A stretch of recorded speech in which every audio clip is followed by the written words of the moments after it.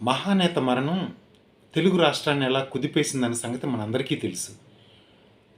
ఆయన లేని లోటుని క్రమంగా ప్రజలందరూ కూడాను మర్చిపోతూ విజయమ్మ గారు కొంచెం కుదుటపడ్డ తర్వాత 40 ఏండ్ల తన సాహచర్యంలో తన అనుభూతుల్ని గుర్తు చేసుకుంటూ ఒక పుస్తకాన్ని రాశారు.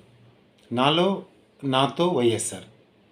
ఆ పుస్తకంలో తన జ్ఞాపకాల్లో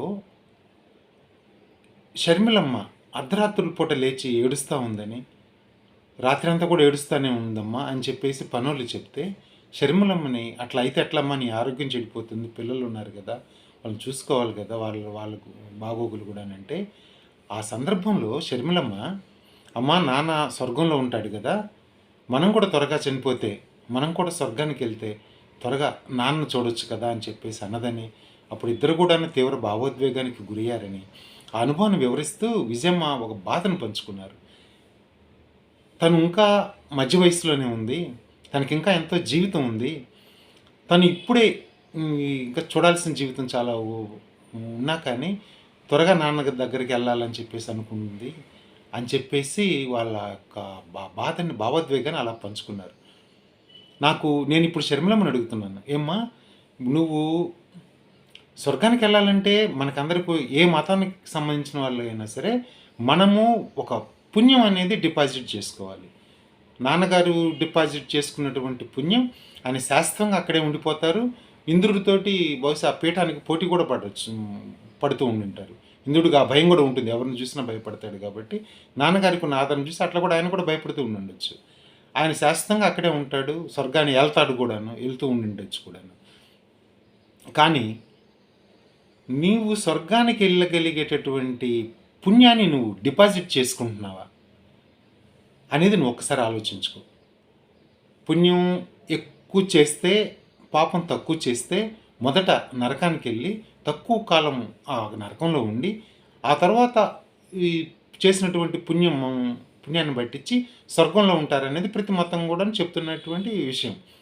ఇందులో నీవు ఒక్క నిమిషం కూడాను నీకు ఆ పుణ్యం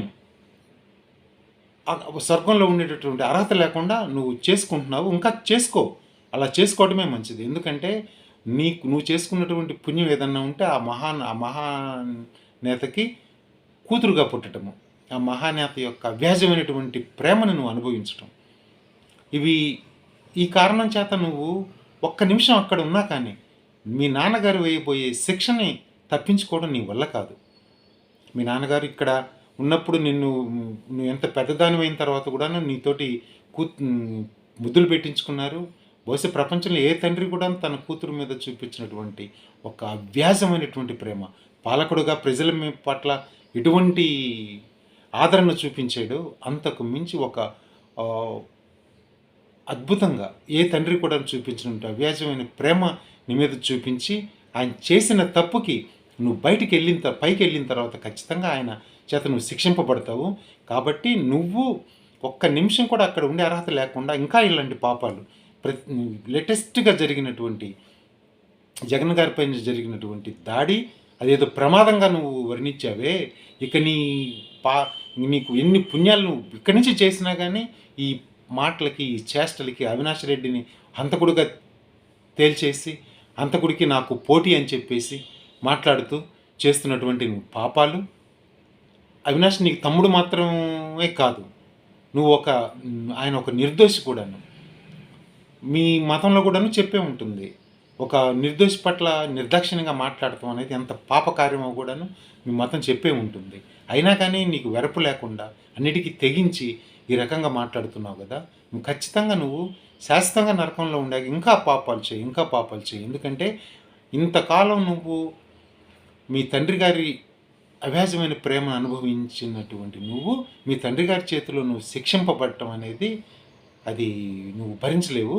ఆయన నీ మొహం చూడటానికి కూడా ఇష్టపడరు, అదే నీకు పెద్ద శిక్ష. కాబట్టి నువ్వు ఖచ్చితంగా స్వర్గానికి వెళ్లకుండా ఇంకా ఇట్లాంటి పాపాలు శాశ్వతంగానే నువ్వు నరకంలో ఉండేలాగా ఇలాంటి పాపాలు ఇంకా చేయమ్మా షర్మిలమ్మ.